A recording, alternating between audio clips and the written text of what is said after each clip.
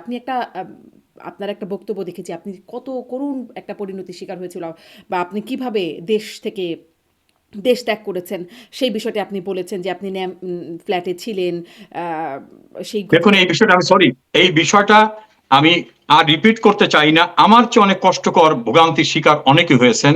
কাজে আমার চেয়ে কষ্টকর জায়গাটা হলো বাঙালি জাতির সমস্ত অর্জনের সূতিকাগার বঙ্গবন্ধু ভবন, সেটাকে যখন নির্মমভাবে ভেঙে ফেলে চুরমার করে দেওয়া হয়। আমি যখন দেখি, গত পরশুদিন দেখলাম কিশোরগঞ্জের ছাত্রলীগের অ্যাসিস্ট্যান্ট সেক্রেটারিকে ধরে ইলেকট্রিক শক দেওয়া হচ্ছে। আমি তো ওই রকম টর্চার হইনি। ফলে আমার উপর থেকে যেটা গেছে, এর চেয়ে নির্মমতার শিকার আরো অনেক হয়েছে। সেই জন্য আমি মনে করি বাংলাদেশটায় মুক্তিযুদ্ধের পরাজিত শক্তিরা প্রতিশোধ নেওয়ার জন্য বিভিন্নভাবে দেশে দেশের বাইরে, ওই যে ডক্টর ইউনুস ক্লিন্টন ফাউন্ডেশন গিয়ে বলছেন যে মেটিকুলাস ডিজাইন করে আমরা এটা করেছি, নাথিং ওয়াজ হ্যাপেন্ড সাডেনলি। আবার তার দুইজন নাহিদ এবং আহ, আসিফ মাহমুদ সজীব ভুইয়া তারা বলতেছে যে আমাদেরকে ডিপ স্টেট আমাদেরকে এইভাবে দিয়েছে।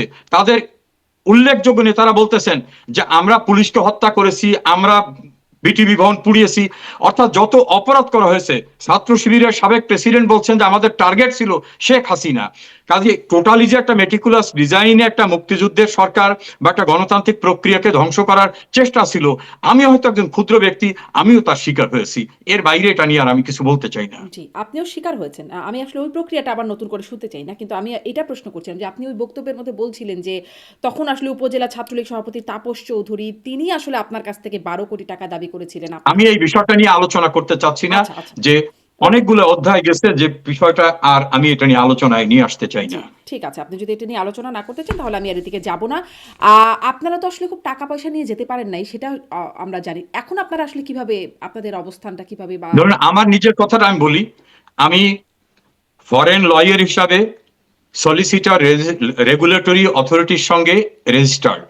আমি ব্যারিস্টার। আমি এদেশে লিগালি ল প্রফেশনের সঙ্গে সম্পৃক্ত।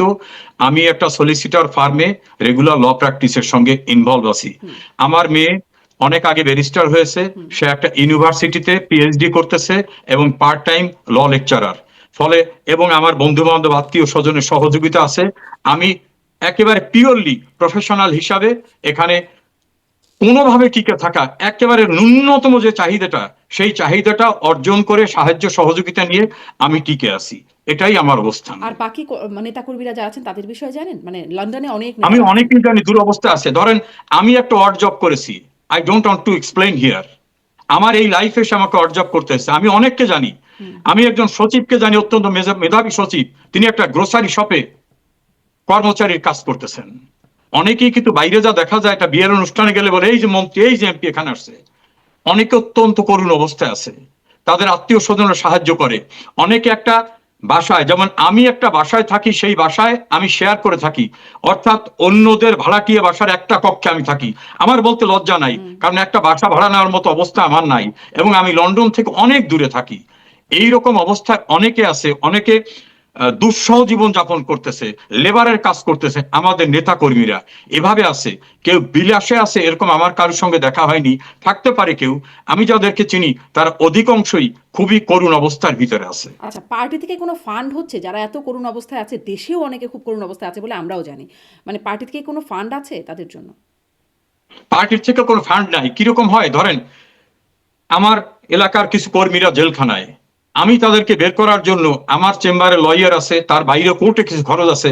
আমি হয়তো আমার এক বন্ধুকে বলতেছি, ভাই এখানে 10,000 টাকা দিও কোর্টে জরুরি ভাবে। আর একজনের বলছে, ভাই তুমি 20,000 টাকা দাও, আমাদের ওই কর্মীদের অন্তত 10 জনাকে 500 করে টাকা দিতে পারে যাতে। এরকম ভাবে পার্টির নিজস্ব কোনো ফান্ড নাই। আমাদের নেতারা কর্মীরা যে যেখানে আছে সাধ্যমতো সহযোগিতা করতেছে। আবার অনেকে দানশীল মানুষও এই করুণ অবস্থায় সহযোগিতা করতেছেন। কিন্তু ইন্ডিপেন্ডেন্টলি কোথাও কোনো ফান্ড রেইজ করা, সেই ফান্ডের ভিত্তিতে কিছু করা হচ্ছে, এরকম কোনো বিষয় আমার জানা নেই। জি, কিন্তু আমরা যে এতদিন ধরে জানলাম এত টাকা সবাই আ ইনকাম করলেন আ মানে নানান নীতি, দুর্নীতি সবকিছু মিলিয়ে সেই টাকাগুলোর কোনো শেয়ার এই বিপদের সময় আসছে না? কাজে লাগছে না? না, না, এটা খুবই ভালো কথা বলছেন। আমিও শুনছি যে একটা টেলিভিশনের টক শোতে শুনছিলাম যে এত হাজার কোটি টাকা শেখ হাসিনাকে ইন্ডিয়ায় এস আলম দিয়ে আসছে। যে পরিমাণটা বলছে, সেই পরিমাণটা নিতে গেলে আমরা হিসাব করলাম বাংলাদেশের যে কারেন্সি নোটটা, সেই নোটে দেখা গেল অন্তত 30-40টা ট্রাক লাগবে। এবং সেই ট্রাকে পলিথিন দিয়ে বুঝাই করে ওই টাকা নিয়ে যেতে হবে। এখন এইটা যিনি আলোচনা করলেন তিনি দেশের গুরুত্বপূর্ণ একজন ব্যক্তি। আর কোন দেশের ভিতর এইভাবে টাকা ঢুকানো যায় এটা আমি শুনি নাই। আর শেখ হাসিনা যেখানে থাকেন নিশ্চয়ই সেটা প্রাসাদোপম একটা জায়গা না যে কয়েক হাজার কোটি টাকা তিনি সেখানে মানে নিয়ে রাখতে টাকা কি পারবেন। আর এভাবে দেখুন পাঠাতে হয়? গল্প আছে, ট্রাকে ভরে ভরে কি আর এখন টাকা পাঠাতে হয়? অনেক রকম এটা না। পদ্ধতি তো আছে এটা। আপনি যে দেশে থাকেন আপনি বলেন তো আপনার অ্যাকাউন্টে 5,000 পাউন্ড, $5,000 বা 5,000 টাকা পাঠাবার সঙ্গে সঙ্গেই একটা প্রশ্ন আসবে এই টাকা কোত্থেকে আসলো, এটা তো একটা সোর্সটা কি? খুবই যৌক্তিক প্রশ্ন। জনাব সমরেজাউল করিম, দেশে থাকতেও আমরা যখন একটু টাকা লোন নিতে যাই তখন অনেক খোঁজ খবর নেওয়া হয়। কিন্তু যারা বড় বড় ঋণ খেলাপি হয় তাদের ব্যাপারে কোনো খোঁজই নেই। দেখা যায় তাদের কোনো ব্যবসা প্রতিষ্ঠান নাই, কিছুই নাই। একটা বেনামে বা একটা মিথ্যা ভুয়া একটা কিছু দেখে তারা লোন পেয়ে যান। আর আমাদের ক্ষেত্রে বিষয়গুলো সবসময় কঠিন। এটা আসলে এই মানে উদাহরণে কি আর হবে? দেখেন হাজার হাজার কোটি টাকা দেশের বাইরে নিয়ে গেছে, এইটা ইউনুস বলছে যে সব তুলে ফেলবো এবং এমন ব্যবস্থা করব যে দৃষ্টান্ত হয়ে যাবে। এই ভণ্ড এই 1.5 বছর যে অবৈধ ক্ষমতা দখল করে থাকলো, একটা লোককে কি সে ফাউন্ড আউট করতে পারছে যে এই লোকটা বিদেশে টাকা নিয়ে গেছে বা এইখানে টাকা আপনাদের রাখছে এই ভূমি ব্যাংকে? মন্ত্রী ছিলেন যিনি, তার মানে যুক্তরাজ্যে তার প্রপার্টি ফ্রিজ করা হয়েছে। হয়েছে তো। আপনি আপনি এই বিষয়টা সম্পর্কে জানেন কিনা আমি একটু এক্সারসাইজ করেছি। আচ্ছা। আপনি কি জানেন তাদের পারিবারিক বিজনেস এই দেশে বিভোর লিবারেশন ওয়ার থেকে লন্ডনে পারিবারিক বিজনেস, এবং লন্ডনে কেউ এতগুলো প্রপার্টির মালিক কোনোদিন কেউ হতে পারে না। এগুলো গসিপ। ওই যে কালের কণ্ঠ কদিন আগে নিউজ তাহলে কি করছে যেটা ফ্রিজ হয় আজকে নাই? যেটা মানে করছে। কথাটা কি, বিষয়টা কি? তার যে সম্পত্তিগুলো নাকি ফ্রিজ করা হয়েছে এটা কি হয় নাই? আমি বলছি যে যেভাবে বলে যে লন্ডনে তার 100-150 বাড়ি আছে, লন্ডনে যদি কারো বৈধভাবে বাড়ি থেকে থাকে আর যদি কোনো লিগ্যাল প্রসেসে সেটাকে ফ্রিজ করা হয়ে থাকে, তিনি লিগালি সেটাকে ব্যাটেলের ভিতর থেকে যদি প্রমাণ করতে পারেন যেটা বৈধ প্রপার্টি, তিনি ফেরত পাবেন। কিন্তু অনেকেরই অনেক প্রপার্টি সিজ হয়ে যাচ্ছে যে প্রপার্টির সঙ্গে তার আদৌ কোনো কানেকশন নাই।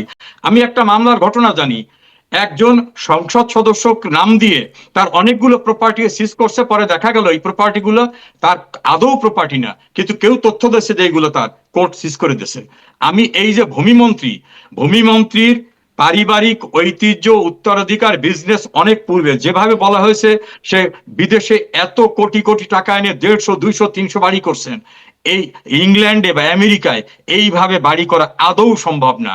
তবে যেসব প্রপার্টির কোম্পানির ভিতর তার নাম আছে বা শেয়ার হোল্ডার আছে সেই কোম্পানিকে যদি সিজ করে থাকে লিগ্যাল প্রসেসে, সেটা অবশ্যই হতে পারে। কিন্তু যেভাবে গল্প সাজানো হয়েছে এটা সম্পূর্ণরূপে অসত্য।